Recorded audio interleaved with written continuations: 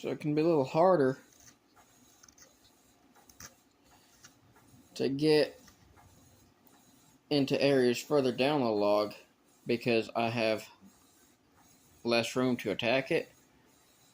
With the edge of the log being here, I can actually lower the blade of the knife to be flat with my cutting platform. But here, it's a little bit more difficult, especially whenever I get into areas like this, simply because, like this here, put that in focus, simply because I've got the log on either side of this, so I can only really come in from this way,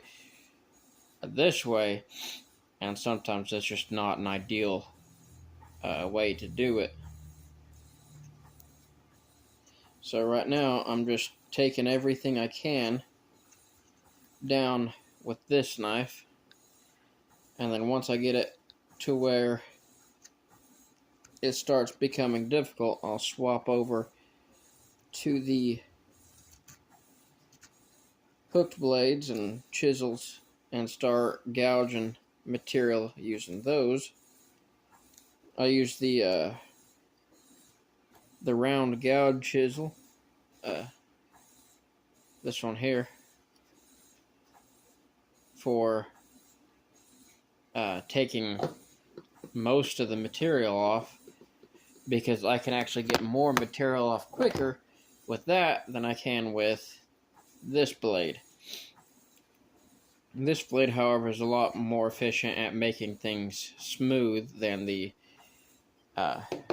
round gouge chisel. So I will, after I get everything down to where I want with the round gouge, I will go back over with the hook and smooth it all up.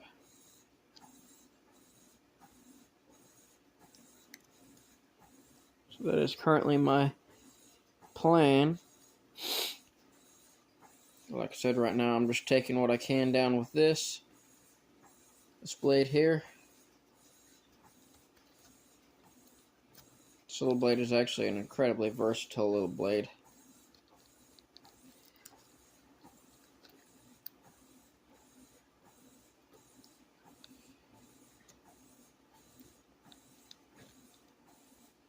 It's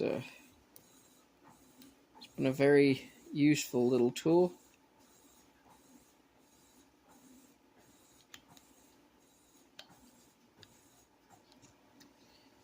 It was actually none of these carving tools that I'm using I purchased. I didn't purchase any of them. These Beavercraft blades were a gift to me from an old couple that helped out some, and I was just kind of chatting to him about how I like carving and bushcraft and the like, and I wasn't expecting nothing from it, but they decided to buy me 3 set of these blades as a gift for helping me. Really kind of shocked me, but I was very thankful for them. And then the chisels, there's a general contractor that we work with decently commonly, and he said all those chisels were his dad's, and his dad really liked to carve, but he's never been into it, and he said he'd rather somebody have them that would use them rather than they just end up at a pawn shop or, in the attic collecting dust. So he handed those off to me, which, again, that also really shocked me, because to me something like that would hold more sentimental value, but I also would be using them, so I think I could understand if I had some like mechanic tools, because I'm not a mechanic. I don't like working with cars or working with metal really at all. I like primitive forging, but that's about it. And even that I prefer I prefer woodworking, so.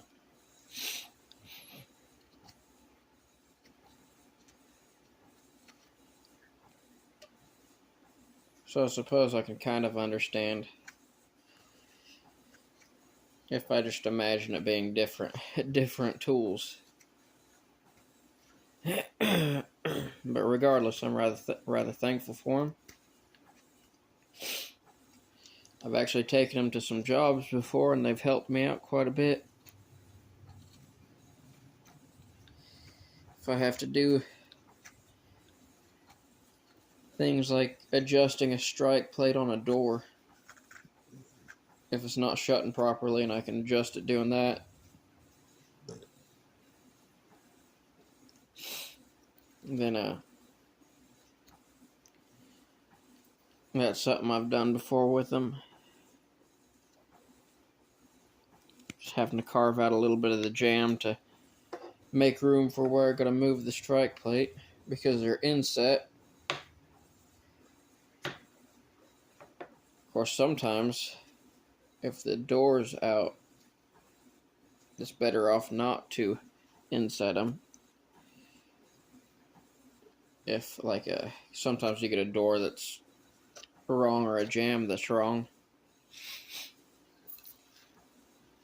Especially in remodels where it's not, you're not charging to rip the door out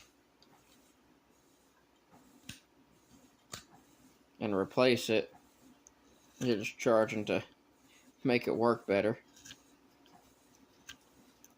So sometimes you're just gonna kind of make things work, especially when people don't have a big budget. It's completely understandable. Working and stuff like that, you learn a lot of tricks about different things to make things work. They won't be perfect, but they'll make it do.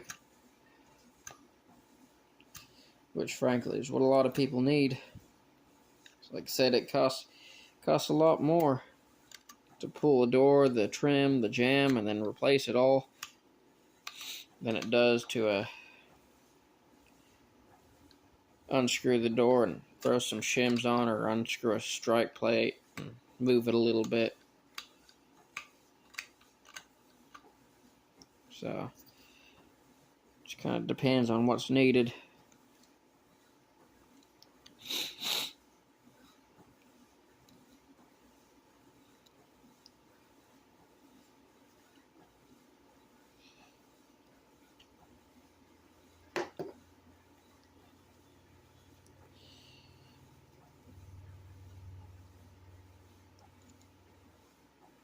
I actually really like how most of this turned out. There's a couple things so far that I messed up a little bit, but overall I'm very pleased with this little carving here.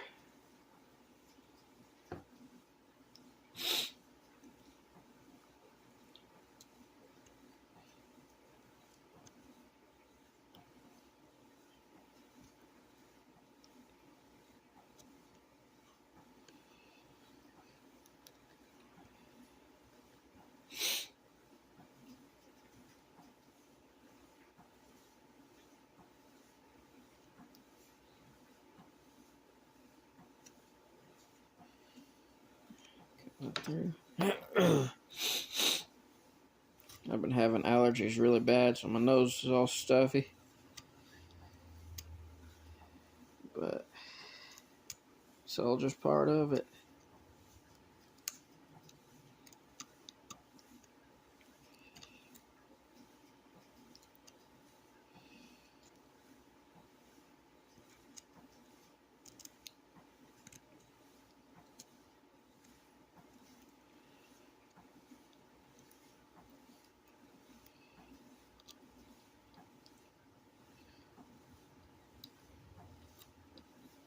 Now what I'm doing is just trying to carve down, essentially outline the edge of all this with a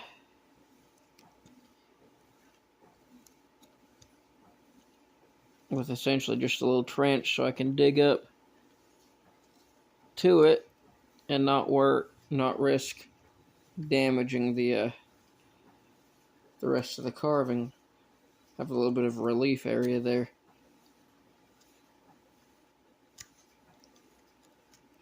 My phone's running out of storage, so I'm gonna have to end this video right quick.